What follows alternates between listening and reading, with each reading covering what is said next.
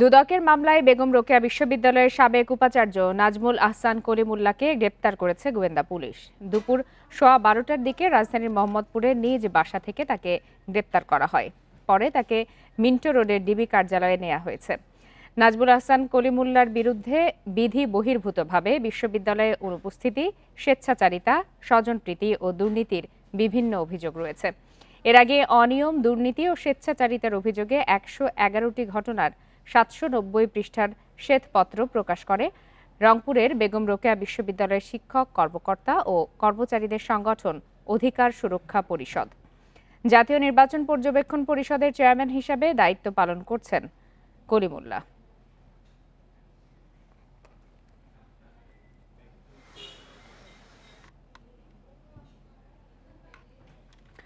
ত্রয়োদশ জাতীয় সংসদ নির্বাচন আয়োজনের বিষয়ে প্রধান উপদেষ্টার কার্যালয়ের চিঠি পেয়েছেন প্রধান নির্বাচন কমিশনার এএমএম নাসির উদ্দিন। সকালে এই চিঠি পান তিনি। এর আগে আগামী ফেব্রুয়ারিতে রমজানের আগেই জাতীয় নির্বাচন আয়োজনের জন্য ইসিকে চিঠি দেয় প্রধান উপদেষ্টার কার্যালয়। বুধবার রাতে গণমাধ্যমে পাঠানো বার্তায় এ কথা জানায় প্রেস উইং। প্রধান উপদেষ্টার মুখ্য সচিব এম সিরাজ উদ্দিন মিয়া প্রধান নির্বাচন কমিশনারকে এই চিঠি পাঠান। বিজ্ঞপ্তিতে বলা হয়, চিঠির মাধ্যমে জাতীয় নির্বাচনের সব প্রস্তুতি শেষ করতে সরকারের আনুষ্ঠানিকতা শেষ হলো। উল্লিখিত সময়ের মধ্যে অবাধ, সুষ্ঠু ও উৎসব মুখর নির্বাচন আয়োজনে প্রয়োজনীয় সব পদক্ষেপ নেয়ার অনুরোধ জানানো হয় ইসিকে। মঙ্গলবার জাতির উদ্দেশ্যে ভাষণে এই চিঠি পাঠানো হবে বলে জানান প্রধান উপদেষ্টা অধ্যাপক মোহাম্মদ ইউনুস।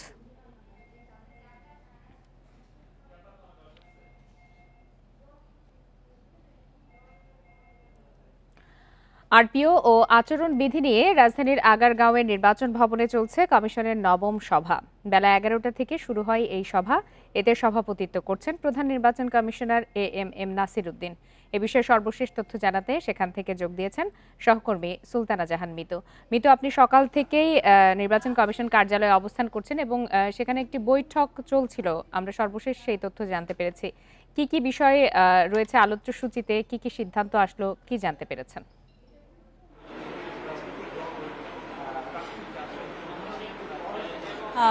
দেখুন, আরপিও এবং রাজনৈতিক দল ও প্রার্থীর আচরণ বিধিমালা দুটি অত্যন্ত গুরুত্বপূর্ণ বিষয়। এই দুইটি বিষয়কে আজকে একদিনে নির্বাচন কমিশন চূড়ান্ত করার লক্ষ্যে এই কমিশন সভায় বসেছে। তবে এখন বৈঠকের বিরতি চলছে।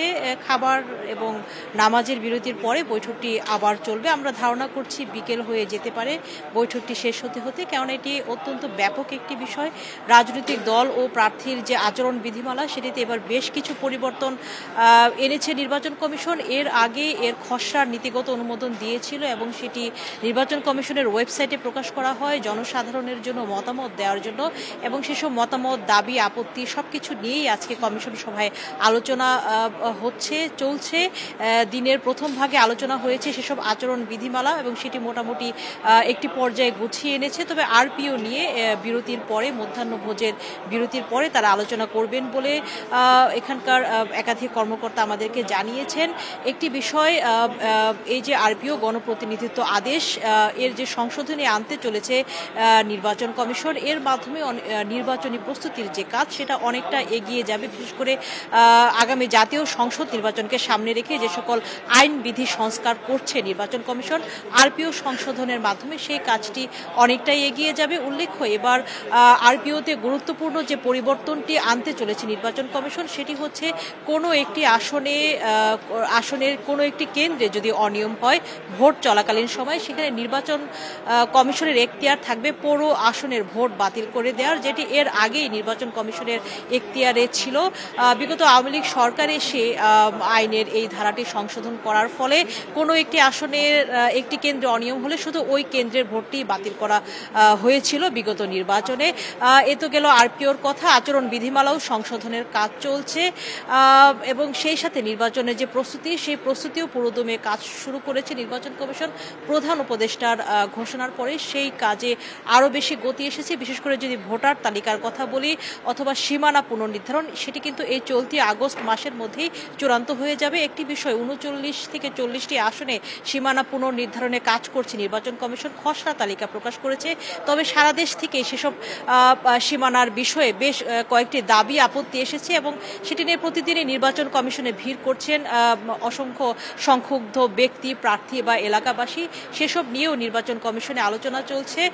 তারা চেষ্টা করছেন সকলের মতামতের ভিত্তিতে একটি গ্রহণযোগ্য সীমানা পুনর্নির্ধারণ চূড়ান্ত করতে এবং এই যে আচরণ বিধিমালা, এই আচরণ বিধিমালার মধ্যেও কয়েকটি গুরুত্বপূর্ণ বিষয় পরিবর্তন এবার থাকছে। যেমন এবার কিন্তু পোস্টার না রাখার পক্ষে ইসি, তারা চাইছে যে পরিবেশের কথা ভেবে এবং নির্বাচনী ব্যয়কে নিয়ন্ত্রণের মধ্যে রাখার জন্য তারা পোস্টার না রাখার একটি সিদ্ধান্ত নিয়েছে। তবে সেটি সবকিছু কিন্তু আজকে চূড়ান্ত হবে। আজকের বৈঠকে যদি চূড়ান্ত হয় গণপ্রতিনিধিত্ব আদেশ, তাহলে নির্বাচনী আচরণ বিধিমালাটাও চূড়ান্ত হয়ে যাবে। এরপর এটি উপদেষ্টা পরিষদের অনুমোদনের অপেক্ষা এবং সবশেষ রাষ্ট্রপতির অধ্যাদেশের মাধ্যমে আসলে কিন্তু আইন বিধিগুলো চূড়ান্ত হবে। তো আলোচনা চলছে, বৈঠক চলছে, আমাদের আসলে বিকেল নাগাদ অপেক্ষা করতে হবে চূড়ান্ত কি সিদ্ধান্ত আসে। এখন পর্যন্ত কিছু গুরুত্বপূর্ণ সিদ্ধান্ত আসার সম্ভাবনার কথা বলছেন আপনি। তথ্য সংগ্রহ করতে থাকুন, নিশ্চয়ই আমরা আপনার মাধ্যমে সেগুলো জানতে পারবো। ভোটের জন্য ইসির কাছে অন্তর্বর্তী সরকারের চিঠির অপেক্ষায় ছিল গোটা জাতি। এটি অত্যন্ত ইতিবাচক বলে মন্তব্য করেছেন বিএনপির স্থায়ী কমিটির সদস্য সালাউদ্দিন আহমেদ। সমমনা সব রাজনৈতিক দলকে নিয়েই বিএনপি ভোটে যাবে বলেও জানান তিনি। বৃহস্পতিবার গুলশানে সাংবাদিকদের সাথে আলাপকালে এসব কথা বলেন সালাউদ্দিন আহমেদ। আগামী বছরের ফেব্রুয়ারিতে ভোটের জন্য প্রস্তুতি নিচ্ছে অন্তর্বর্তী সরকার। এরই মধ্যে ইসিতে চিঠিও পাঠিয়েছে সরকার। জনগণ ও রাজনৈতিক দলের মতামতকে প্রাধান্য দিয়ে ফেব্রুয়ারিতে ভোটের আয়োজনকে ইতিবাচক হিসেবে দেখছে বিএনপি। ঐকমত্য কমিশনের সাথে আমাদের আলাপ আলোচনার মধ্য দিয়ে সংস্কার বিষয়ে, মৌলিক সংস্কার বিষয়ে মোটামুটি একটা জাতীয় ঐকমত্য সৃষ্টি হয়েছে এবং সেই জুলাই জাতীয় সনদ 2025 স্বাক্ষরের জন্য প্রস্তুত হচ্ছে। তো সুতরাং আমরাও সন্তুষ্ট। সমমনা সব দলকে নিয়ে বিএনপি ভোটে যাবে বলেও জানান সালাউদ্দিন আহমেদ। সকল রাজনৈতিক দলের সাথে আমরা আলাপ আলোচনা করতে চাই এবং এই দেশের রাজনীতিতে একটা সৌহার্দ্যপূর্ণ পারস্পরিক সৌহার্দ্যপূর্ণ অবস্থান আমরা সৃষ্টি করতে চাই, যাতে সকল রাজনৈতিক দলগুলোর মধ্যে আদর্শিক ফিলোসফিক মতপার্থক্য থাকলেও সবাই যাতে জাতীয় স্বার্থে এক জায়গায় বসতে পারি। অন্তর্বর্তী সরকার গত এক বছরে জনগণের প্রত্যাশা পূরণ করতে পারেনি বলেও মন্তব্য করেন তিনি। এই বর্ষপূর্তিতে আসলে সরকারের কার্যক্রমের মূল্যায়নের জন্য যথেষ্ট সময়, কম সময় নয়।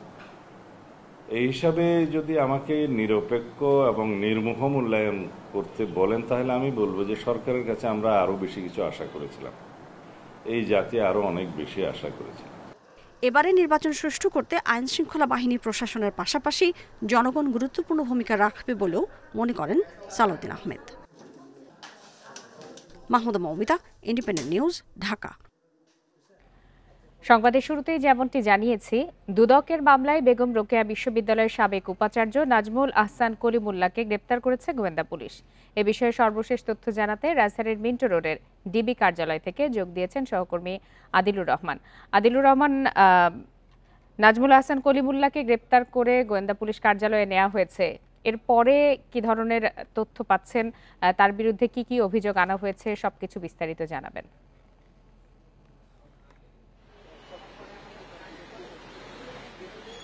দেখুন, প্রথমেই বলি আপনাকে যে 18 জুন দুদকের একটি মামলা, সেই মামলায় মূলত আজকে সকালবেলায় মোহাম্মদপুর থেকে নাজমুল হাসান কলিমুল্লাহ তাকে গ্রেপ্তার করা হয়েছে। গ্রেপ্তার করার পরে তাকে মিন্টু রোডের যে ডিবি কার্যালয় সেখানে নিয়ে আসা হয়েছে।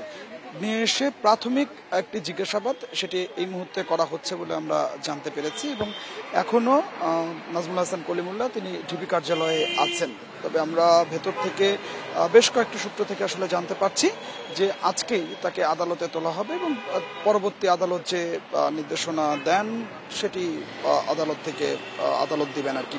তবে এরই মধ্যে আমরা যেটি আসলে জানতে পারলাম সেটি হচ্ছে বেগম রোকেয়া বিশ্ববিদ্যালয়ের তিনি যখন ভিসি ছিলেন 2017 সাল থেকে 2021 সাল পর্যন্ত তিনি বেগম রোকেয়া বিশ্ববিদ্যালয়ের ভিসির দায়িত্ব পালন করেছেন। এই সময়ে একটি উন্নয়ন প্রকল্পের কাজ হয়েছে। মূলত সেই উন্নয়ন প্রকল্পে অনিয়ম এবং দুর্নীতির অভিযোগে নাজমুল হাসান কলিমুল্লাহকে গ্রেপ্তার করা হয়েছে এবং সেটি গ্রেপ্তার করা হয়েছে দুদকের একটি মামলার ভিত্তিতে এবং দুদকের সেই মামলায় বলা হয়েছে যে নাজমুল হাসান কলিমুল্লাহ তিনি 30 কোটি টাকার মূল্যে, আপনি জানেন যে 30 কোটি টাকা বা তার বেশি মূল্যের যে কাজগুলো হয়ে থাকে, উন্নয়ন কাজগুলো হয়ে থাকে, সেগুলো মন্ত্রণালয়ের চুক্তি লাগে এবং মন্ত্রণালয়ের অনুমোদন লাগে। তো এই যে কাজটি করা হয়েছে 30 কোটি টাকার মূল্যের বা যে উন্নয়ন প্রকল্পে যে অনিয়মের অভিযোগটি উঠেছে, সেই জায়গায় মন্ত্রণালয়ের কোনো চুক্তি বা মন্ত্রণালয়ের কোনো অনুমোদন নেওয়া হয়নি। তো না নেবার কারণে এখানে অনিয়মের অভিযোগ উঠেছে এবং একই সাথে সেই কাজে যে ঠিকাদার প্রতিষ্ঠানটি কাজ করেছে, কাজ করবার আগে তার যে অগ্রিম টাকা, সেই অগ্রিম টাকাও পরিশোধ করা হয়েছে, অগ্রিম টাকা দেওয়া হয়েছে, যেটি মন্ত্রণালয়ের কোনো সিদ্ধান্তের ছাড়াই সেটি দেওয়া হয়েছে। তো এই ধরনের যে অনিয়ম দুর্নীতির যে অভিযোগগুলো, সেই অভিযোগগুলোই তার বিরুদ্ধে উঠেছিল। প্রথমে দুদক তার যে তদন্ত সেটি করেছে, করার পরে তার যে সংশ্লিষ্টতা সেটি পাওয়ার পরেই 18 জুন দুদক নাজমুল হাসান কলিমুল্লাহর বিরুদ্ধে মামলা করে। মামলার প্রেক্ষিতেই আজকে মূলত সকালবেলায় মোহাম্মদপুর থেকে নাজমুল হাসান কলিমুল্লাহকে ডিবি গ্রেপ্তার করেছে। ডিবি গ্রেপ্তার করার পরে তাকে প্রাথমিক যে জিজ্ঞাসাবাদটি, সেই জিজ্ঞাসাবাদটি করা হচ্ছে, তার কাছ থেকে আরও বেশ কিছু তথ্য নেওয়া হচ্ছে। এর পরপরই তাকে আসলে আদালতে তোলা হবে। তবে আদালতে তোলার পরে তার আসলে রিমান্ড চাওয়া হবে কিনা বা কি প্রক্রিয়াটি, সেটি আদালতে তোলার পরেই জানা যাবে। এবং আমরা যেটি আসলে এখন পর্যন্ত যেটা জানতে পারছি যে আর কিছুক্ষণ পরে সেটি হয়তো বা আধা ঘন্টা বা 1 ঘন্টার মধ্যেই নাজমুল হাসান কলিমুল্লাহকে এখান থেকে ডিবি কার্যালয় থেকে বের করা হবে। তো আমার কাছে ডিবি কার্যালয়ের সামনে থেকে এটি ছিল এখনকার সবশেষ। জানাচ্ছিলেন সহকর্মী আদিলুর রহমান। জুলাই অভ্যুত্থানে গুলিতে নিহত অজ্ঞাত 6 ব্যক্তির মরদেহ আঞ্জুমান মফিদুল ইসলামের কাছে হস্তান্তর করা হয়েছে। বেলা 12:20 দিকে সম্পন্ন হয় এই হস্তান্তর কার্যক্রম। আজ তাদের দাফন করা হবে জুরাইন কবরস্থানে। মরদেহগুলো 1 বছর ধরে রাখা ছিল ঢাকা মেডিকেলের মর্গে। এ নিয়ে ডিএমপির যুগ্ম পুলিশ কমিশনার ফারুক আহমেদ বলেন, অজ্ঞাত মরদেহগুলো গত বছরের 7 জুলাই থেকে 14 জুলাইয়ের মধ্যে ঢাকা মেডিকেলে আসে। এদের মধ্যে 1 নারী ও 5 পুরুষ। প্রতিটি মরদেহে আঘাতের চিহ্ন রয়েছে। মরদেহগুলোর মধ্যে 3টি যাত্রাবাড়ি থানার, 1টি পল্টন ও 2টি শাহবাগ থানার। দীর্ঘদিন ধরে তাদের পরিচয় শনাক্তে নানাভাবে চেষ্টা করা হয়, তবে কেউ তাদের শনাক্ত করেনি। মরদেহগুলো নিতেও আসেনি। তদন্তের স্বার্থে এবং ভবিষ্যতে পরিচয় শনাক্তের সম্ভাবনা বিবেচনায় ডিএনএ নমুনা সংরক্ষণ করে রাখা হয়েছে। বডিগুলি আমাদের মর্গে এসেছিল 7 তারিখ থেকে 14 তারিখের ভিতরে, গত অগাস্টের 7 থেকে 14। তো যথাযথ প্রক্রিয়া আমরা ময়নাতদন্ত সম্পন্ন করেছি। করার পর ডেড বডিগুলি আমরা ডিএনএ, যেহেতু আননোন ছিল, আমরা ডিএনএ এর আলামত সংগ্রহ করেছি, সেগুলি ডিএনএ অ্যানালাইসিস করা হয়েছে, রিপোর্টও চলে আসছে। আমরা আদালতে শরণাপন্ন হয়েছি, আমরা আদালতকে অবহিত করেছি। আদালতের আদেশের প্রেক্ষিতেই আজকে এই লাশগুলো আমরা আঞ্জুমান মফিদুলকে হস্তান্তর করছি। এবং তবে এই লাশগুলো প্রত্যেকটাই আমরা নাম্বার দিয়ে সিরিয়াল দেওয়া আছে। এগুলো যেখানে কবরস্থ করা হবে সেখানে এগুলোর সিরিয়াল থাকবে, প্ল্যাকার্ড থাকবে। ছাত্র জনতার অভূতপূর্ব গণঅভ্যুত্থানে স্বৈরাচার শেখ হাসিনার পতনের পর 3 দিন দেশে কোনো সরকার বা পুলিশ প্রশাসন ছিল না। তারপরও সাধারণ মানুষের ধৈর্য ও সাহসে এড়ানো গিয়েছিল বড় বিপর্যয়। সে সময়ে জনগণের ঐক্যবদ্ধ প্রচেষ্টাকে অনন্য নজির বলছেন বিশ্লেষকরা। জনগণের আস্থা নষ্টের জন্য রাজনৈতিক দলগুলোকে দোষ দিচ্ছেন তারা। 7 আগস্ট 2024 স্বৈরাচার পতনের 2 দিন পর দেশে নেই সরকার, নেই পুলিশ প্রশাসন। আইন শৃঙ্খলা পরিস্থিতি সামলাতে হিমশিম খাচ্ছিল সেনাবাহিনী। রাত গড়ালেই ডাকাতি, ছিনতাইয়ের আতঙ্ক, সাথে পতিত আওয়ামী লীগ ও ভারতীয় মিডিয়ার গুজবে উদ্বেগে ছিল সবাই।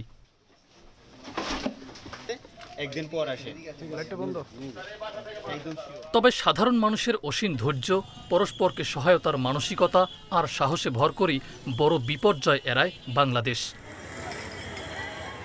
গত বছরের ওই সময়টিকে প্রকৃতির রাজ্য হিসেবে বর্ণনা করছেন রাজনৈতিক বিশ্লেষক মাহবুবুর রহমান। কোনো আইনি কাঠামো না থাকলেও জনগণ আইনের প্রতি যে শ্রদ্ধা দেখিয়েছেন তা বিরল ঘটনা বলছেন তিনি। এই কয়েকটা দিন তো প্রকৃতির রাজ্যের মতোই ছিল, তারপরেও কিন্তু মানুষ বিশৃঙ্খলা যেভাবে এক্সপেক্ট করা হয়েছিল, আওয়ামী লীগ কিন্তু আশা বলেছিল অনেকবার যে যদি এই ধরনের পরিবর্তন হয় তাহলে তাদের অসংখ্য লোকের তারা ক্ষতির আশঙ্কা করেছিল। 2-3 দিন সরকার নাই, তারপরে কিন্তু মানুষ সেভাবে আইন হাতে তুলে নেয়নি। 71 থেকে 2024 দেশের সব ক্রান্তিকালী দায়িত্বশীল আচরণ করেছে সাধারণ মানুষ। তবে রাজনৈতিক দলগুলোর জন্যই জনগণের আস্থা নষ্ট হয়েছে বলে রাজনৈতিক দলগুলোকেই দোষারোপ করলেন এই রাজনৈতিক বিশ্লেষক। আমাদের রাজনৈতিক দলগুলো বা রাজনৈতিক দলের নেতারা অধিকাংশ সময় প্রতারণা করেছে। সেই দায়টা থেকে, সেই ক্ষোভটা থেকে, সেই কষ্ট থেকে মানুষ মাঝে মাঝে খেপে যায়। এই খ্যাপাটাই তো আপনি দেখেন 91 সালে, এই খ্যাপাই তো দেখেন আপনি 7 নভেম্বর, এই খ্যাপাই তো দেখেন আপনি 2024। স্বৈরাচার পতনের পর কয়েকদিন ট্রাফিক ব্যবস্থাপনা, জননিরাপত্তা সহ অনেক পুলিশি দায়িত্বই পালন করেছে ছাত্র জনতা। মাহফুজুর রহমান মিলন, ইন্ডিপেন্ডেন্ট নিউজ, ঢাকা। আপনারা আছেন বিরতিহীন সংবাদ দুপুরে। সংবাদে আরও যা থাকছে। জ্বর কমলেও ডেঙ্গু রোগীর বিশেষ যত্নের তাগিদ। চোখে রক্ত জমা, রক্ত বমির উপসর্গ দেখলেই হাসপাতালে নেয়ার পরামর্শ।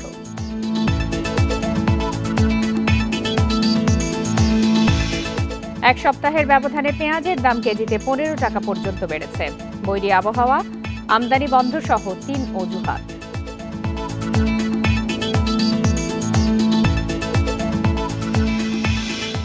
টানা বৃষ্টির কারণে চট্টগ্রামের অক্সিজেন 2 নম্বর গেট সড়কে শীতল খালের ওপর কালভার্ট ধসে পড়েছে। ফলে সড়কের এক পাশে যান চলাচল বন্ধ রয়েছে, অন্য পাশে যান চলাচল সীমিত করায় দেখা দিয়েছে যানজট। বিশেষজ্ঞরা বলছেন, ভারী যানবাহনের চাপ নেওয়ার সক্ষমতা ছিল না পুরানো কালভার্টটির। বুধবার রাত থেকেই চট্টগ্রামে চলছে হালকা থেকে ভারী বৃষ্টি। এর জেরে বৃহস্পতিবার সকালে জলাবদ্ধতার ভোগান্তিতে পড়ে নগরীর নিচু এলাকার মানুষ। কাদা জল পেরিয়েই গন্তব্যে যায় কর্মজীবী মানুষ। রাস্তায় যানবাহনের সংখ্যাও ছিল কম। আমি আসছি প্রায় 7টা বাজে, তখন এই কুমোর সমান পানি ছিল এখানে, বদ্দারহাট দিয়ে এখান পর্যন্ত, কাতালগঞ্জ পর্যন্ত। বিগত বছরের তুলনায় এবছর একটু কম, তবে সেটা আরও একটু বেটার, আরও সিটি কর্পোরেশনে ভালো মতো মনোযোগ দিয়ে আরও ড্রেনগুলো যদি নিয়মিত পরিষ্কার করা হয়, তাহলে সামনের দিকে আরও ভালোভাবে আমরা বসবাস করতে পারবো। 2 নম্বর গেট থেকে অক্সিজেনমুখী বাইজিদ বুস্তামি সড়কে শীতল ঝর্ণা খালে পানির তীব্র স্রোতের কারণে ভেঙে যায় কালভার্ট। বন্ধ হয়ে যায় সড়কটির একপাশে যান চলাচল। পুরনো কালভার্টটি ভারী গাড়ি চলাচলের উপযোগী ছিল না বলছেন বিশেষজ্ঞরা। এছাড়া জলাবদ্ধতা নিরসন প্রকল্পের আওতায় খাল থেকে মাটি সরানোর ফলেও নড়বড়ে হয়ে যায় কালভার্টের ভিত। বারবার বিটুমিন করতে করতে 1-1.5 ফিট বিটুমিন লেয়ারই হয়ে গেছে। তার মানে এই রাস্তাটা এত ব্যস্তও ছিল না, এত ভারী যানবাহন চলার কথা ছিল না, এবং সেইভাবে ব্রিজটি ডিজাইন করা হয় নাই। বাজেট ঘাটতির কথা উল্লেখ করে মেয়র জানান, কালভার্ট সারাতে কমপক্ষে 1 থেকে 1.5 মাস সময় লাগবে। এই সরকারের আমলে যে পরিমাণ বাজেট পাওয়ার কথা ছিল, আমরা এই বাজেটটাও পাচ্ছি না। কিন্তু তারপরে এখন অতি দ্রুত আমরা আমাদের যেটা জনগণের যে ট্যাক্সগুলো নিচ্ছি, সেখান থেকে আমরা ধরেন এখানে প্রায় 9 কোটি টাকা খরচ আছে। এটা আমি দ্রুত এই পাশটা এখন করে দেবো, ওই পাশটা আমাদের করতে হবে পরে। সড়কটির অন্য পাশ দিয়ে ঝুঁকি নিয়ে চলছে যানবাহন। এদিকে চট্টগ্রামে আগামী 24 ঘন্টায় ভারী বৃষ্টিপাতের পূর্বাভাস দেয়া হয়েছে। অনুপম শীল, ইন্ডিপেন্ডেন্ট নিউজ, চট্টগ্রাম। চট্টগ্রামে রাত থেকে হালকা বৃষ্টিতে অনেক এলাকায় জলাবদ্ধতা দেখা দিয়েছে। এ বিষয়ে সবশেষ তথ্য জানাতে চট্টগ্রাম থেকে যোগ দিয়েছেন সহকর্মী অনুপম শীল। অনুপম, ভারী বৃষ্টি বা হালকা বৃষ্টি যেটি হোক না কেন, চট্টগ্রামে জলাবদ্ধতা একটি নিয়মিত ঘটনা। এত কিছুর পরেও কেন এই সমস্যা থেকে সমাধান করা যাচ্ছে না বা স্থায়ী কোনো সমাধানে আসা যাচ্ছে না? এর সাথে তো এবার আরও কালভার্ট ভেঙে যাওয়ার ভোগান্তি যুক্ত হয়েছে। কালভার্ট ভেঙে যাওয়ার ঘটনাটি বা বর্তমান অবস্থা একটু দেখাতে চাই। ইতোমধ্যে কিন্তু এই সড়কে অত্যন্ত বলা যায় যে ব্যস্ত একটি সড়ক, এবং এই ব্যস্ত সড়কটির একটি অংশ ভেঙে পড়ায় স্বভাবতই অন্য অংশ দিয়ে গাড়ি চলাচল করতে হচ্ছে এবং গাড়ির চাপ বেড়েছে। এবং সময় যত গড়াচ্ছে আমরা দেখছি যে পাশটি এখনও ঠিক আছে, সেখানেও কিন্তু একটি ঝুঁকি তৈরি হয়েছে। চট্টগ্রাম সিটি কর্পোরেশন ইতোমধ্যে এখানে কাজ শুরু করেছেন। তারা এখানে যাতে ভিন্ন একটি ডাইভারশন রোড করে দেওয়ার চেষ্টা করছেন, যাতে যানবাহনগুলো অতি সহজে এই এলাকাটি পার হতে পারে, এবং সেজন্য এখানে ল্যাম্প পোস্ট এবং মাঝখানে যে রোড ডিভাইডার আছে সেইগুলো সরানোর কাজ ইতোমধ্যে শুরু হয়েছে। চট্টগ্রাম সিটি মেয়র আজকে সকালে এই জায়গাটি পরিদর্শন করেছিলেন। তিনি বলেছেন যে তার বাজেটের ঘাটতি আছে এবং এই একটি অংশ করতেই প্রায় 9 কোটি টাকার মতো তারা প্রাথমিকভাবে ধারণা করছেন এখানে খরচ হতে পারে। সেই টাকাটিও আসলে এই মুহূর্তে যে বরাদ্দ সেটি পাওয়া যাচ্ছে না স্থানীয় সরকার মন্ত্রণালয় থেকে। সেজন্য তারা আপাতত এটি নিজেদের অর্থায়নই করার চেষ্টা করছেন, এবং চট্টগ্রাম সিটি কর্পোরেশন এরকম আরও অন্তত 1/2 শতাধিক ব্রিজ কালভার্ট আছে যেগুলো আসলে বেশ পুরনো এবং এই কালভার্টগুলো ঠিক করা অতি জরুরি দরকার বলে তারা মনে করছেন। তো আর বৃষ্টির ব্যাপারে যদি বলি, এখন এই চলতি বছর আমরা দেখছি যে মূলত গত কয়েক বছরের তুলনায় কিছুটা পরিবর্তন এসেছে। অর্থাৎ চট্টগ্রাম নগরীতে 3টি সংস্থার অধীনে অর্থাৎ পানি উন্নয়ন বোর্ড, চট্টগ্রাম সিটি কর্পোরেশন এবং চট্টগ্রাম উন্নয়ন কর্তৃপক্ষ, এই 3টি সংস্থার অধীনে অন্তত 14,000 কোটি টাকার প্রকল্প চলমান আছে এখানকার জলাবদ্ধতা নিরসনকে ঘিরে। কিন্তু আমরা দেখছি যে কয়েক ঘন্টা বৃষ্টি বা ঘন্টাখানেক বৃষ্টি হলেই নগরীর নিচু এলাকাগুলো পানিতে ডুবে যাচ্ছে এবং সেক্ষেত্রে জোয়ারের পানি যদি যুক্ত হয়, অর্থাৎ কর্ণফুলী নদীতে যদি জোয়ার থাকে, এই সমস্যা বা ভোগান্তি আরও বাড়ছে। তো সিটি মেয়র বলছেন যে তারা চেষ্টা করছেন, চলতি বছর কিছুটা কমিয়ে আনার চেষ্টা করেছেন এবং কিছুটা কমে এসেছেও। তবে সামনের বছরগুলোতে তারা চেষ্টা করছেন আরও কিভাবে এই জট বা জলাবদ্ধতা যেটি বলি না কেন সেটি কিভাবে কমিয়ে আনা যায়। তবে এক্ষেত্রে নগরবাসীর একটি দায়িত্বশীল আচরণের কথা তিনি প্রত্যাশা করছেন, যেহেতু নানা নর্দমায় যদি ময়লা আবর্জনা ফেলা হয় তাহলে এই পানি নামতে একটি বড় বাধা তৈরি হয়। সেজন্য তিনি নগরবাসীর একটি দায়িত্বশীল আচরণ প্রত্যাশা করেছেন। চট্টগ্রাম থেকে জানাচ্ছিলেন সহকর্মী অনুপম শীল। কাপ্তাই হ্রদে পানি বাড়তে থাকায় বাঁধের গেট দিয়ে 2.5 ফুট থেকে বাড়িয়ে 3 ফুট করে পানি ছাড়ছে জলবিদ্যুৎ কেন্দ্র কর্তৃপক্ষ। ফলে কর্ণফুলী নদীতে স্রোত বেড়ে যাওয়ায় চন্দ্রঘোনা ফেরি বন্ধ রয়েছে। কাপ্তাই পানি বিদ্যুৎ উৎপাদন কেন্দ্রের ব্যবস্থাপক প্রকৌশলী মাহমুদ হাসান জানান, বৃষ্টি ও পাহাড়ি ঢলে হ্রদের পানি বিপদসীমা অতিক্রম করেছে, তাই বাঁধের 16টি জলকাপড় দিয়ে 3 ফুট করে পানি ছাড়া হচ্ছে। এতে প্রতি সেকেন্ডে হ্রদ থেকে পানি যাচ্ছে প্রায় 60,000 কিউসেক। তবে 3 ফুট করে পানি ছাড়ার পরও কাপ্তাই বাঁধের ওপরের অংশে পানি কমেনি। তলিয়ে গেছে অনেক বাড়িঘর, রাস্তাঘাট, সরকারি অফিস ও বিদ্যালয়। কর্ণফুলী কাঁচালং নদী হয়ে প্রতিদিনই পানি বাড়ছে কাপ্তাই হ্রদে। পানি বাড়ায় বিদ্যুৎ কেন্দ্রের 5টি ইউনিট পুরোপুরি সচল হয়েছে, ফলে সর্বোচ্চ বিদ্যুৎ উৎপাদন হচ্ছে কেন্দ্রটিতে।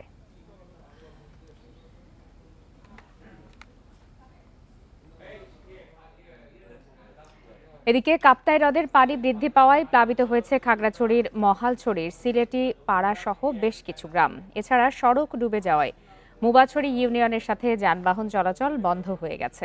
ভোগান্তিতে পড়েছেন স্থানীয়রা। এ বিষয়ে সর্বশেষ তথ্য জানাতে এই মুহূর্তে খাগড়াছড়ি থেকে যোগ দিয়েছেন সহকর্মী সমীর মল্লিক। সমীর মল্লিক, ঘণ্টাখানেক আগেও আপনার সাথে কথা হচ্ছিল, আপনার মাধ্যমে দেখেছিলাম যে বেশ কিছু এলাকা প্লাবিত হয়েছে এবং সড়কে যান চলাচল প্রায় বন্ধ। সেক্ষেত্রে কিভাবে সেখানকার মানুষ যাতায়াত করছেন এবং তাদের সহায়তার জন্য কোনো ধরনের অগ্রিম ব্যবস্থা নেওয়া হয়েছে কিনা? দেখুন, কাপ্তাই হ্রদের পানি বৃদ্ধির কারণে কিন্তু একটা প্রভাব খাগড়াছড়ির মহালছড়ির যে নিচু এলাকাগুলো রয়েছে সেগুলোতে পড়েছে। আমি এই মুহূর্তে যে জায়গাটিতে রয়েছি আপনাকে যদি সরাসরি দেখাচ্ছে, মহালছড়ি সদর উপজেলার একেবারে সিলেটিপাড়া যে এলাকাটি রয়েছে সেখানে গত 3 দিন ধরে কিন্তু এই পরিস্থিতি তৈরি হয়েছে। অর্থাৎ এখন কাপ্তাই লেগে যে পানির অবস্থা 108.80 ফুট, অর্থাৎ এটি একেবারে বিপদসীমার বলা যায় সেখানে রয়েছে এবং এই পানিটি বাড়ার কারণে কিন্তু এখানকার বেশ কিছু গ্রাম প্লাবিত হয়েছে। এবং আমি কিছুক্ষণ আগে এখানকার উপজেলা নির্বাহী কর্মকর্তার সাথে কথা বলেছি, তিনি আমাদের বলেছেন এখন পর্যন্ত তারা প্রায় 200 পরিবারের কথা জানিয়েছেন যারা পানিবন্দী হয়েছে, কিন্তু বাস্তবে এই সংখ্যাটা আরেকটু বেশি। এবং আমরা দেখছি এখানে সিলেটিপাড়া এবং চট্টগ্রাম পাড়া একই পাশে, এখানে চেঙ্গি নদী তীরবর্তী যে ব্রিজ পাড়া রয়েছে, অর্থাৎ চেঙ্গি তীরবর্তী যে সমস্ত গ্রামগুলো রয়েছে সেগুলো কিন্তু প্লাবিত হয়েছে। এবং এটা একটা আসলে দীর্ঘস্থায়ী একটা জলাবদ্ধতার মধ্যে মানুষ পড়ে গেছে এই পানি বৃদ্ধি হওয়ার কারণে। এবং এই যে পানি কমার যে কোনো ধরনের লক্ষণ কিন্তু এখন পর্যন্ত দেখা যাচ্ছে না। আমরা যে অবস্থাটা দেখেছি এখানে কিন্তু এখন বর্তমানে পানিটা স্থিতি অবস্থায় রয়েছে। এখানে গ্রামের মধ্যে যে এখানে মহালছড়ির সাথে একটা ইউনিয়নের যে সড়ক যোগাযোগ মুবাছড়ির সেটি বন্ধ রয়েছে। গত কাল থেকে কিন্তু সেখানে পানি উঠতে শুরু করেছে এবং সড়কের আমরা দেখেছি অন্তত 3 থেকে 4টি জায়গায় সড়ক কিন্তু ডুবে গেছে, যে কারণে সেখানে যান চলাচল বন্ধ রয়েছে। এবং স্থানীয় বাসিন্দাদের পাশাপাশি এখন এইচএসসি পরীক্ষা তো চলছে, আমরা সেখানে কয়েকজন পরীক্ষার্থীর সাথে কথা বলেছি, তারাও বলছে যে আসলে সড়ক ডুবে যাবে, তাদের ভোগান্তি তৈরি হয়েছে। এবং সেখানে আমরা দেখেছি অনেকে নৌকায় করে পারাপার করছে। তবে এই সড়কটি দীর্ঘদিন ধরে তারা বলেছে যে যেহেতু এটা প্রতি বছরই প্রায় সময় ডুবে পানি বাড়ার সাথে সাথে, সেক্ষেত্রে সড়কটি যদি 3 ফুট উঁচু করে পুনর্নির্মাণ করা হয় সেক্ষেত্রে তাদের যে ভোগান্তি সেটা দূর হবে। এবং এখন পর্যন্ত আমরা যে খবর জেনেছি এখানে মহালছড়ি উপজেলা যে সমস্ত নিচু এলাকাগুলো রয়েছে সেগুলোতে পানি ইতিমধ্যে রয়েছে। এবং যদি এই পানিটা দ্রুত না কমে এবং যদি উজানে বৃষ্টি হয় একই সাথে সেখানে যদি পাহাড়ি ঢল থাকে তাহলে পানি বাড়বে এবং মানুষের যে ভোগান্তি সেটিও বাড়বে। এবং আপনি জানেন এখানে চেঙ্গি নদী, মাইনী নদী সহ কাঁচালং, কর্ণফুলী যে সমস্ত নদীগুলোর কারণে যে সমস্ত নদীগুলো রয়েছে সেগুলোর কারণে কিন্তু লেকের পানি বাড়ছে এবং এই পানি যদি বাড়তে থাকে তাহলে মানুষের যে ভোগান্তি সেটি আরও বাড়বে এবং সাধারণ যারা ভুক্তভোগী রয়েছে তারা প্রশাসনের পক্ষ থেকে সহায়তা চেয়েছে। এই ছিল মহালছড়ি থেকে সবশেষ। জানাচ্ছিলেন সহকর্মী সমীর মল্লিক। পদ্মার তীব্র স্রোতে নিয়ন্ত্রণ হারিয়ে বাল্কহেডের ধাক্কায় ভেঙে গেছে মানিকগঞ্জের পাটুরিয়া লঞ্চঘাটের দুটি জেটি। ফলে চরম ভোগান্তিতে যাত্রী, লঞ্চ শ্রমিক ও মালিকরা। ভাঙনের ঝুঁকিতে রয়েছে ঘাট এলাকাও। স্থানীয়দের অভিযোগ, ঘাটের পশ্চিম অংশে অবৈধভাবে বালু তোলায় এমন অবস্থা তৈরি হয়েছে। দক্ষিণ পশ্চিমাঞ্চলের জেলাগুলোতে যাতায়াতের জন্য গুরুত্বপূর্ণ পাটুরিয়া লঞ্চঘাট। কয়েকদিন ধরে পদ্মার তীব্র স্রোতের কারণে ঝুঁকিতে ছিল ঘাটটি। এর মধ্যে মঙ্গলবার বিকেলে লঞ্চঘাটে ধাক্কা দেয় বালুবাহী একটি বাল্কহেড। এতে ঘাটের দুটি জেটি ভেঙে নদীতে ভেসে যায়। শুধু লঞ্চঘাট নয়, তীব্র স্রোতে ভাঙনের ঝুঁকিতে যাত্রী ছাউনি সহ ঘাটের আশপাশের অনেক প্রতিষ্ঠান। হুমকিতে পড়েছে ৩ নম্বর ফেরিঘাটও। এটা বড় পরিকল্পনা নিতে হবে। এই ছোট পরিকল্পনা নিয়ে তো আপনার এই বাঁধ কখনোই প্রতিরক্ষা করা সম্ভব নয়। খুব তাড়াতাড়ি যদি এটা সংশোধন না হয় বা এটা পরিবেশ সৃষ্টি না করে ভাঙন রোধে, তাহলে পরে পাটুরিয়া ঘাট এখানে শেষ হয়ে যাবে। সংশ্লিষ্টদের অভিযোগ, ঘাটের পশ্চিম অংশে অবৈধভাবে বালু তোলা বন্ধ হয়নি, সেজন্যই এই অবস্থা তৈরি হয়েছে। কিছু জায়গা এরিয়া ভাঙে, তখনই বলছে যে এখানকার জায়গাটা থাকবে না, আগের থেকে কিছু করার মনে করলে যদি থাকে, এরকম কিছু ব্যবস্থা করলে হয়তো থাকবে। আমাদের কথা তো কর্ণপাত করা নাই। ভাঙন রোধে এখন পর্যন্ত কোনো উদ্যোগ নেই বিআইডব্লিউটি-এর। এ বিষয়ে ক্যামেরার সামনে কথা বলেননি কোনো কর্মকর্তাও। তবে উপজেলা নির্বাহী কর্মকর্তার দাবি, ভাঙন রোধে দ্রুত ব্যবস্থার নির্দেশ দেওয়া হয়েছে। অবৈধ বালু তোলায় আটক করা হয়েছে 2 জনকে। কিছুদিন আগে এই যে ভাঙনটি হলো তার আগে আমি এখানে অভিযান করে গিয়েছি, বন্ধ করে গিয়েছিলাম, আবার একটু অগোচরে চালিয়েছে, যার ফলে ভাঙনটি হয়েছে। আপনারা দেখতে পাচ্ছেন যে এখানে জিও ব্যাগ আনা হয়েছে, আজকের মধ্যে ইনশাআল্লাহ কাজ শুরু হবে। লঞ্চঘাট ভেঙে যাওয়ার বিকল্প ব্যবস্থায় 2 নম্বর ফেরিঘাট দিয়ে লঞ্চ চলাচল করছে। Independent news. এবার ডেঙ্গু পরিস্থিতি নিয়ে প্রতিবেদন।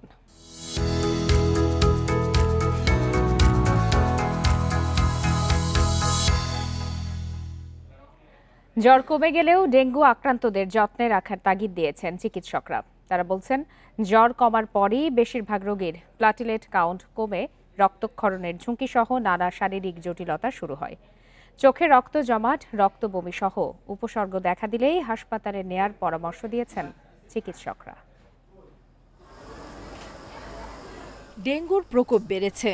মহাখালীর ডিএনসিসি হাসপাতালের ডেঙ্গু ওয়ার্ডে চিকিৎসা নিতে আসা রোগীদের অনেকেই বলছেন, জ্বর ছেড়ে যাওয়ার পর রক্ত বমি, প্লাটিলেট কমে যাওয়া সহ শারীরিক নানা জটিলতা শুরু হয়েছে। এই পরিস্থিতিতে চিকিৎসকরা বলছেন, ডেঙ্গু ভাইরাস লিভার, কিডনি, ফুসফুস সহ বিভিন্ন অঙ্গে প্রদাহ তৈরি করে। তাই জ্বর কমে গেলেও থাকতে হবে সতর্ক। পেশেন্ট যদি অজ্ঞান হয়ে যায় এবং কন্টিনিউয়াসলি যদি ভমিট করতে থাকে বা বমি করতে থাকে, তখন কিন্তু ধরে নেওয়া যায় যে এটা একটা ক্রিটিক্যাল পর্যায়ে যাচ্ছে। তো জ্বর ছেড়ে গেলেও এই সিমটমগুলো যদি পাওয়া যায় তাহলে অবশ্যই তাকে হসপিটালে ইমিডিয়েটলি ভর্তি করতে হবে। প্লাটিলেট কাউন্ট কমে যাওয়ার পাশাপাশি রক্তনালীরও ক্ষতি করতে পারে ডেঙ্গুর ভাইরাস। এ কারণে জ্বর কমে গেলেও বয়স্ক এবং অন্য রোগে আক্রান্তদের বিশেষ যত্ন নেওয়ার পরামর্শ বিশেষজ্ঞদের। নিঃশ্বাস নিতে কষ্ট হয়, ওনার যদি পেটটা ফুলে ওঠে, পেটটা ভারী হয়ে যায়, পেটের মধ্যে ডায়রিয়া বেশি হয়, পেটে যদি ব্যথা করতে শুরু করে, ডেঙ্গু শক সিনড্রোম অথবা ডেঙ্গু হিমোরেজিক ফিভারের ব্যাপারে আমাদের যথাযথ ব্যবস্থা নেওয়া লাগবে। ডেঙ্গু পরবর্তী জটিলতা নিয়ে ডিএনসিসি হাসপাতালে অধিকাংশ রোগী এসেছে ঢাকার বাইরের বিভিন্ন হাসপাতাল থেকে। নুরসেলিনা শিউলি, ইন্ডিপেন্ডেন্ট নিউজ, ঢাকা। থাইরয়েড ক্যান্সারের অস্ত্রোপচারের পর অবশিষ্ট ক্যান্সার কোষ ধ্বংসে কার্যকর তেজস্ক্রিয় আয়োডিন পাচ্ছে না ভুক্তভোগী রোগীরা। প্রায় 6 মাসেরও বেশি সময় অচল অবস্থা তৈরি হলেও জীবন রক্ষাকারী এই উপাদানটির সরবরাহ বন্ধ। ক্যান্সার ছড়িয়ে পড়ার শঙ্কায় রোগীরা এক হাসপাতাল থেকে অন্য হাসপাতালে ঘুরলেও কবে নাগাদ এর সরবরাহ শুরু হবে তারও কোনো সদুত্তর নেই বাংলাদেশ পরমাণু শক্তি কমিশনের কর্মকর্তাদের কাছে। ফরিদপুরের কৃষক শহীদ মল্লিকের থাইরয়েড ক্যান্সার ১.৫ মাস আগে অপারেশন হয়েছে। তবে এখন পরমাণু শক্তি কমিশন পরিচালিত নিউক্লিয়ার মেডিসিন সেন্টারগুলোতে ঘুরছেন তিনি। পাচ্ছেন না রেডিও আয়োডিন থেরাপির ঔষধ। আমি আসছি ফরিদপুর থেকে, আমি তো আমার ক্যাপসুল লাগবে, ক্যাপসুল তো নাই, এখন ক্যাপসুল আমদার করতেছি, নাই এখানে নাই, কোথায় পাবো? অপারেশন হওয়ার পরের দিন থেকেই, রিলিজ পাওয়ার পরের দিন থেকে যোগাযোগ করতেছি, বলতেছে নাই নাই নাই। তো অনেক দিন যাবৎ ঘুরতেছি আমরা এই ক্যাপসুলটার জন্য, এখন অনেক অসুস্থ দিন যাচ্ছে, অসুস্থ বাড়তেছে। তেজস্ক্রিয় আয়োডিনের এ ঔষধ রাজধানীর 5টি নিউক্লিয়ার মেডিসিন সেন্টারের কোনোটিতেই নেই। এছাড়া চট্টগ্রাম, খুলনা, রাজশাহী সহ বিভিন্ন শহরে 23টি সেন্টারের বেশিরভাগেই এটি শেষ হয়ে গেছে। এতে দিশেহারা থাইরয়েড ক্যান্সারের রোগী ও স্বজনরা। একবার নিচে 6 মাসের ভিতরে আবার নিতে হচ্ছে, 1 বছরের ভিতরে 3 বার নিতে হচ্ছে। এটা তো ড্যামেজ, টিস্যু ড্যামেজের উপর ডিপেন্ড করে। তো এই আমাদের পুরানো রুগীও আছে, নতুন রুগীও আছে, এর ভিতরে এই রুগীগুলো সব সাফার করে। আমাদের ক্যাপসুলটা 6 মাস যাবত আসতেছে না আর কি, এই জন্য রুগী অনেক জমে গেছে, প্রায় 150-200 এরকম রুগী জমাট আছে। ঢাকা মেডিকেল, পিজি হাসপাতাল, কক্সবাজার, যেতে কক্সবাজারের কর্মসূত্রে আমার যেতে হয়, কক্সবাজার, মিটফোর্ড, এই সবগুলোতে কোনো জায়গাতেই এটা নেই। এখন আমরা আসলে একটা অনিশ্চিত জীবনের দিকে চলে যাচ্ছি। সার্জারির পরও অতি ক্ষুদ্র ক্যান্সার কোষ থাইরয়েড গ্রন্থিতে রয়ে যেতে পারে। এগুলো ধ্বংস করতে এবং পুনরায় ক্যান্সার হলে রেডিও আয়োডিন থেরাপি দেয়া হয়। যথাসময়ে এ থেরাপি না পেলে রোগীর অবস্থা সংকটাপন্ন হতে পারে বলে জানান বিশেষজ্ঞ চিকিৎসক। অপারেশনের পরে একদম ছোট ছোট জিনিস কিন্তু খালি চোখে দেখা যায় না। ইভেন আমরা যে অপারেশনের সময় লুপ ব্যবহার করি তাতেও দেখা যায় না। এই জন্য যদি কোনো আনুবীক্ষণিক কোনো কিছু যদি থেকে থাকে, ওটাকে রেডিও আয়োডিন বা রেডিও আইসোটোপ ওটাকে টোটালি মেরে ফেলে। প্রায় 6 মাস ধরে ঔষধটির আমদানি নেই। একমাত্র আমদানিকারক পরমাণু শক্তি কমিশন। এ সংকটের শেষ কবে তা জানতে কয়েকদিন যোগাযোগের চেষ্টা করেও দায়িত্বপ্রাপ্ত কোনো কর্মকর্তার বক্তব্য পাওয়া যায়নি। বুদ্ধদেব কুণ্ডু, ইন্ডিপেন্ডেন্ট নিউজ, ঢাকা। বৈরী আবহাওয়া, আমদানি বন্ধ আর সরবরাহ কম, এই 3 কারণে বাড়ছে পেঁয়াজের দাম। মাত্র 1 সপ্তাহের ব্যবধানে পেঁয়াজের দাম বেড়েছে 15 টাকা বা 24% পর্যন্ত। চড়া দামে ভোগান্তিতে পড়ছেন ক্রেতারা। বাজার নিয়ন্ত্রণে কার্যকর তদারকির দাবি ভোক্তাদের। রাজধানীর কারওয়ান বাজার সহ বেশিরভাগ বাজারে পেঁয়াজের কোনো সংকট নেই, কিন্তু কিনতে হচ্ছে চড়া দামে। প্রতি কেজি দেশি পেঁয়াজ বিক্রি হচ্ছে 70 থেকে 75 টাকা দরে, খুচরা বাজারে তা 80 টাকা। খুচরা বিক্রেতাদের দাবি, পাবনা, ফরিদপুর সহ অন্যান্য উৎপাদন এলাকা থেকেই বেশি দামে পেঁয়াজ কিনতে হচ্ছে, তাই কমে বিক্রি সম্ভব হচ্ছে না। বাধ্য হয়ে প্রয়োজনের চেয়ে কম কিনছেন ক্রেতারা। মানুষের আয়ও বাড়ে নাই, আর মানুষের এই যে আমরা কাজ করি, আমার কাজের দামও বাড়ে নাই, মালের দাম বাড়িয়ে গেছে। বৃষ্টি আর গরম হচ্ছে তো, যার জন্য পেঁয়াজটা পচে যাচ্ছে বেশি, আমদানি কম, যার জন্য হয়তো দামটা একটু বেশি। দেশের পেঁয়াজের বেশি আবাদ হয় পাবনা অঞ্চলে। সেখানকার আড়তদাররা বলছেন ভারত থেকে আমদানি বন্ধ অনেক দিন। বাজারে এখন যেসব পেঁয়াজ কেনাবেচা হয় তার সবই দেশি। গত বছর ভালো দাম পাওয়ায় এবার বেশি লাভের আশায় কৃষক সরবরাহ কমিয়ে দিয়েছে। বৃষ্টির কারণে আমদানি কম হচ্ছে, মনে করেন গাছ তো কম আনতেছে, চাষিরা কম আনতেছে, বাজার একটু বাড়ছে। দাম না বাড়েন তাহলে কৃষক মরে যাবে, তার কারণ পেঁয়াজ এক মনে হয় 25 কেজি, এর মধ্যে আবার পচা হয়। পেঁয়াজের বাড়তি দামের কারণ অনুসন্ধানে বাজার তদারকিতে নেমেছে ভোক্তা অধিদপ্তর। কর্মকর্তারা জানান, প্রাথমিকভাবে কারসাজি প্রমাণ না মিললেও অভিযান চলমান থাকবে। তো এখানে আমরা তাদের বলেছি যে আপনারা ক্যাশ মেমো রাখবেন, ক্রয় মূল্য, বিক্রয়ের যে ট্রান্সপারেন্সিটা, এইসব ডকুমেন্ট যাতে থাকে এবং যেসব নিয়মকানুন আছে মূল্য তালিকা যাতে থাকে। তো আমাদের যেটা দাম বৃদ্ধির কারণ হিসাবে আমরা যেটা বলতেছি, হাটে কৃষকরাই এই দামে পেঁয়াজগুলো বিক্রি করছে। তো কৃষকের হলো আরও বেশি দাম পাওয়ার আশায় সাপ্লাইটা হয়তো কমিয়ে দিয়েছেন। বাজার নিয়ন্ত্রণে পেঁয়াজ আমদানির জন্য বাণিজ্য মন্ত্রণালয়ে সুপারিশ করা হবে বলেও জানায় ভোক্তা অধিদপ্তর। শাহিদ আহমেদ, ইন্ডিপেন্ডেন্ট নিউজ, ঢাকা। টঙ্গীতে গ্যাস সিলিন্ডার লিকেজ থেকে বিস্ফোরণে দগ্ধ স্বামী স্ত্রী মারা গেছেন। বুধবার রাত 11:30টার দিকে স্ত্রী হাফিজা আক্তার ও বৃহস্পতিবার ভোর 4:30টার দিকে স্বামী মোহাম্মদ রিপন মিয়া মারা যান। জাতীয় বার্ন ইনস্টিটিউটের আইসিইউতে ভর্তি ছিলেন তারা। এর আগে 3 আগস্ট তাদের 4 মাস বয়সী ছেলেও মারা যায়। চিকিৎসক জানিয়েছেন, রিপনের শরীরের ৮০% এবং স্ত্রীর শরীরের ৭০% পুড়ে গিয়েছিল। গত রবিবার গাজীপুরের টঙ্গীর মীরের বাজার এলাকায় গ্যাস সিলিন্ডার লিকেজ থেকে বিস্ফোরণে রিপন ও তার স্ত্রী হাফিজা বেগম দগ্ধ হন। ঘরে থাকা 4 মাসের শিশু রায়হান ঘটনাস্থলেই মারা যায়।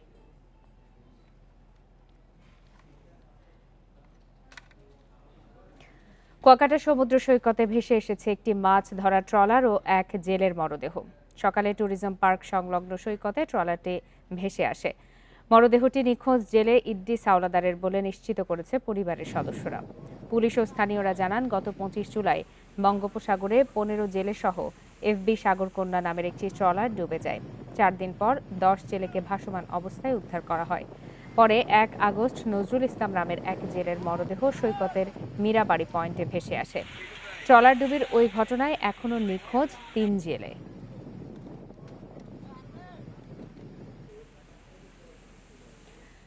টাঙ্গাইলের ধনবাড়িতে পিকআপ ভ্যান ও মোটরসাইকেলের সংঘর্ষে 3 জন নিহত হয়েছেন। এ ঘটনায় আহত আরও 1 জন। ভোরে উপজেলার বিলাসপুর বটতলা এলাকায় এই দুর্ঘটনা ঘটে। নিহতরা হলেন জামালপুর সদর উপজেলার আল আমিন, স্বপন মিয়া ও জুয়েল। পুলিশ জানায়, ভোরে ঢাকা থেকে জামালপুরগামী একটি পিকআপ ভ্যান বটতলা এলাকায় পৌঁছালে বিপরীত দিক থেকে আসা মোটরসাইকেলের সঙ্গে সংঘর্ষ হয়। এতে ঘটনাস্থলে মোটরসাইকেলের 2 আরোহী ও পিকআপ ভ্যানটির চালক নিহত হন। খবর পেয়ে পুলিশ ঘটনাস্থলে গিয়ে হতাহতদের উদ্ধার করে। আহত 1 জনকে উন্নত চিকিৎসার জন্য ময়মনসিংহ মেডিকেলে পাঠানো হয়েছে।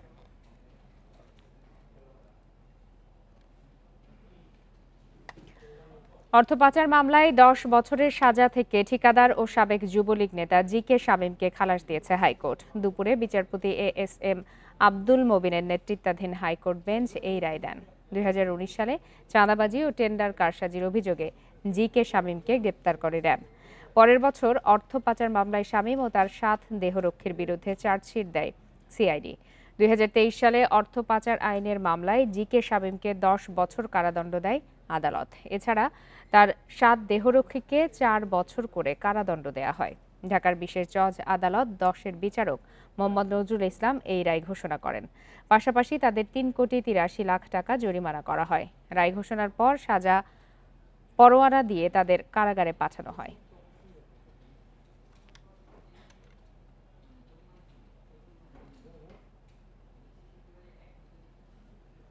কুষ্টিয়া জেলা কারাগার থেকে পলাতক আসামিরা এখনো ধরা ছোঁয়ার বাইরে। 1 বছরে হাতে গোনা কয়েকজনকে গ্রেপ্তার করা গেলেও বেশিরভাগ আসামিই পলাতক। তাদের মধ্যে সাজাপ্রাপ্ত সহ দাগি আসামিও রয়েছে। জেলায় অপরাধ সংঘটিত করার ক্ষেত্রে এসব আসামিরাই আবার সক্রিয় হয়ে উঠেছে। 2024 সালের 7 আগস্ট আদালত থেকে জামিনের পর কুষ্টিয়া জেলা কারাগার থেকে মুক্ত হন বেশ কয়েকজন আসামি। সেই সময় তাদের সঙ্গে বের হতে হট্টগোল শুরু করে অন্য কারাবন্দীরা। এক পর্যায়ে কারারক্ষীদের উপর হামলা ও প্রধান ফটকের তালা ভেঙে ফেলে তারা।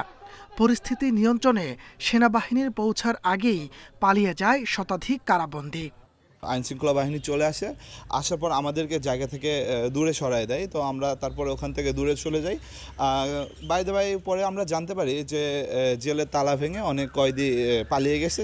পলাতক বেশিরভাগ কারাবন্দী এখনও ধরাছোঁয়ার বাইরে। জেলায় প্রতিনিয়ত নানা অপরাধ সংগঠিত করার ক্ষেত্রে এসব আসামিরা সক্রিয় হয়ে উঠেছে। এতে আতঙ্কিত স্থানীয়রা।